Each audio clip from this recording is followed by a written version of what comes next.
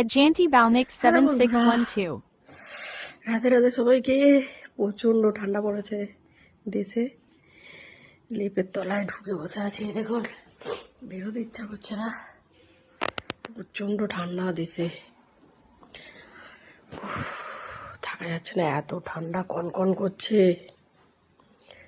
হায়দ্রাবাদে এত ঠান্ডা পড়ে না, দেশে এবারে এত ঠান্ডা পড়েছে, প্রচণ্ড ঠান্ডা।